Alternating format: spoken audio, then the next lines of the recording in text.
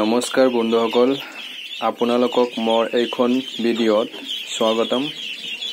আপোনালোকে আজি চাই আছে হাঁহৰ পোৱালি, আৰু মোৰ আজিৰ হাঁহৰ পোৱালিৰ বয়স হ'ল 12 দিন। আৰু 12 দিনত আপোনালোকে চাওক হাঁহৰ পোৱালিকেইটা ধুনীয়া গ্ৰথ হৈছে। ইহঁতৰ ওজন ভালেখিনিমান হৈছে। ইহঁতৰ ওজন যদি মই জুখি চাওঁ কমচে কম 200 গ্ৰাম এটা হ'ব। কিছুমান অলপ বেছি হ'ব, কিছুমান অলপ কম হ'ব। গতিকে আপোনালোকে যদি এনেকৈ ব্ৰডিং কৰি আছে তেতিয়াহ'লে ধুনীয়া প্লেন চিটে যদি বনাইছে, মই আপোনালোকক প্লেন চিটেৰে বনাইছোঁ, এইটো দেখুৱাই দি আছোঁ। আৰু এটা ইয়াত আছে, এইটো এটা প্লেন চিট দি বনাইছোঁ। আৰু এইটো ওখ হ'ল 2 ফুট আৰু ৰাউণ্ডকৈ 6 ফুট আছে। গতিকে আপোনালোকে এনেকৈ বনাব পাৰে। এইবিলাক মোৰ হাঁহৰ পোৱালি হয়, কাৰণ মোৰ 2টা ব্ৰডিং হয়। এইটো অলপ ডাঙৰ চাইজ হয়, মানে ধৰক এদিন বেছি 12 দিন হৈছে, আৰু এইটো হৈছে ধৰক 11 দিন।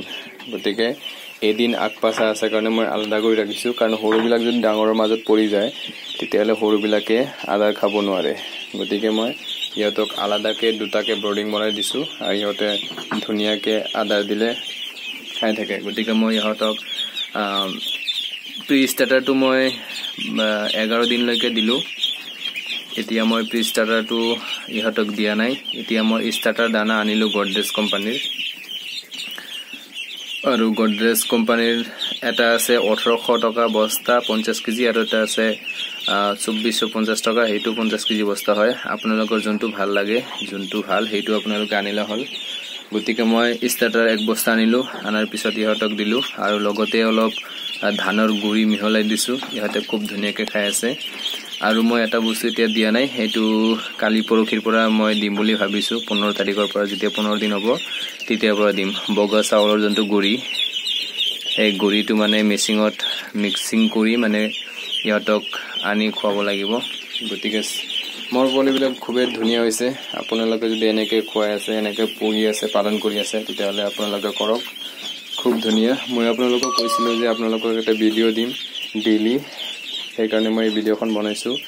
12 দিনৰ আজি হাঁহৰ বয়স হ'ল। আৰু মেইন কথা হ'ল যে আজি আমি এইবিলাক হাঁহক কি মেডিচিন দিলোঁ। আজি মই লিভাৰ টনিক দিছোঁ 10 ml, আৰু ভিমাৰেল দিছোঁ 5 ml, আৰু লেগজিন যোনটো পাউডাৰ আছে এণ্টিবায়'টিক, এইটো মই দোকানত পোৱা নাছিলোঁ, কাৰণ ইহঁতৰ শেষ হৈ গৈছে। তো মোক লিডিক্সিন এটা আছে, সেইটো এণ্টিবায়'টিক হয়। তো সেই লিডিক্সিনটো মোক দিছিলে।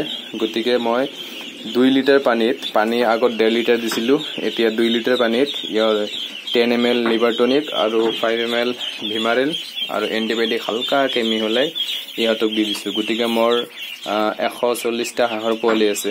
গতিকে 10 ml 5 ml আৰু 2 লিটাৰ পানীত মানে মিহলাই দিছোঁ। আৰু আপোনালোকে চাব পাৰে মোৰ 2 দিনীয়া হাঁহৰ পোৱালি ইয়াত মানে ৰাখিছোঁ। আপোনালোকে চাওক, দেখাই আছোঁ। ইয়াত 22টা আছে। ইয়াত 2 দিন হ'ল মাত্ৰ। ইহঁতক মই মাছৰ কাৰ্টুন এটাত ৰাখিছোঁ, আৰু ইহঁতক দানা দি থৈ দিছোঁ। ইহঁতে মানে সৰু, ইমান বেছি দানা প্লেটত দিলে খাব নোৱাৰে, গতিকে ইহঁতক চিটিয়াই দিব লাগিব। কাৰণ মই আগৰ যিবিলাক আপোনালোকক দেখালোঁ, এইবিলাকক প্ৰথমত এদিনৰ পৰা 3 দিনলৈকে মই ইহঁতক দানা চিটিয়াই দিছোঁ। ইহঁতে অলপ নষ্ট কৰে, চবকেইটা নাখায়।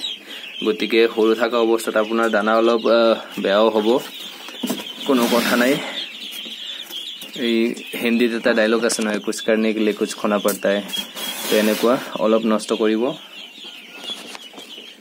গতিকে আপোনালোকে চাওক, মোৰ এইটো 2টা ব্ৰডিং, আৰু ইয়াতে সৰু এটা আপোনালোকক দেখুৱালে 2টা ব্ৰডিং এনেকৈ ৰাখিছোঁ। 100 ৱাটৰ বাল্ব 2টা দিয়া হৈছে। ধুনীয়াকৈ মই এইটো সৰু এটা কোঠা বনাই লৈছোঁ, কাৰণ মোৰ ঘৰটো এতিয়ালৈকে সম্পূৰ্ণ হোৱা নাই। গতিকে আপোনালোকক দেখুৱাৰ কাৰণে মই 2টা ব্ৰডিং এনেকৈ দেখুৱাই দিলোঁ। গতিকে আপোনালোকে যদি এনেকৈ কৰিব বিচাৰে কৰিব পাৰে। আৰু যদি কিবা জানিব লগা আছে ঔষধৰ বিষয়ে, ভেকচিনৰ বিষয়ে, কেনেকৈ পালিব লাগে, কি কৰিব লাগে, কি খুৱাব লাগে, কোন দিনত কি খুৱাব লাগিব, চবকেইটা যদি আপোনালোকক জানিব লগা আছে তেতিয়াহ'লে মোৰ চেনেলটো ছাবস্ক্ৰাইব কৰি থৈ দিয়ক, আৰু কমেণ্ট কৰি মোক কুৱেশ্যন কৰক। মই আপোনাক উত্তৰ দিয়াৰ কাৰণে চেষ্টা কৰিম। ধন্যবাদ।